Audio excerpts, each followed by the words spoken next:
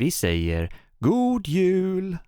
Men har du någonsin tänkt på vem vi egentligen firar med? Den där rödklädda, skäggiga gubben som knackar på dörren. Alltså, vem är jultomten egentligen? Och hur blev han, svensk? Det börjar inte med Coca-Cola. Inte ens med tomten i röd luva, utan med gårdstomten.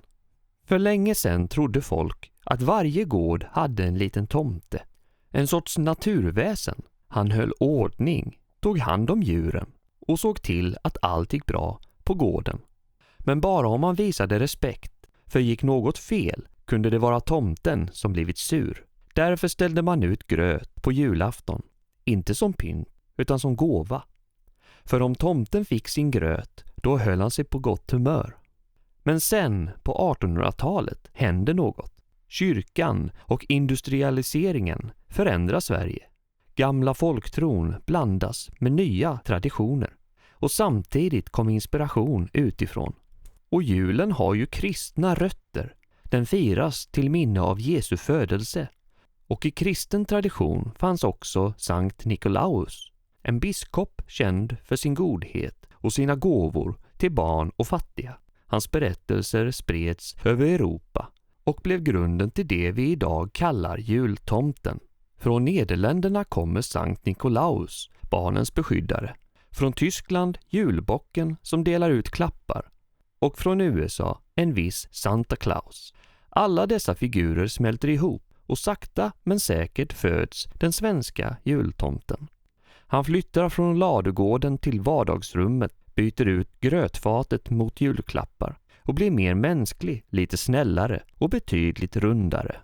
Under slutet av 1800-talet börjar svenska tidningar trycka julbilder och plötsligt fanns han överallt. Den röda luvan, det vita skägget, det där vänliga leendet. Mest känd av alla bilder blev Jenny Nyström. Hon var konstnären som skapade bilden av hur jultomten ser ut i Sverige. Inte bara som Santa, utan som vår egen version. En blandning av gårdstomte och julens ande. Och sen, då kom Coca-Cola. På 1930-talet började deras reklam visa en glad, rödklädd tomte med vitt skägg och runda kinder. Den slog igenom globalt.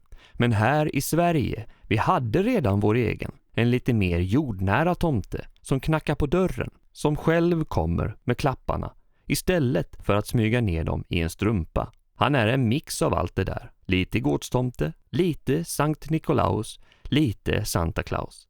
Han är både tradition och modernitet. Både folktro och familjekärlek. Och kanske är det därför han lever kvar. För han handlar inte bara om presenter utan om värme, omtanke och känslan av att någon ser dig. Så, vem är den svenska jultomten?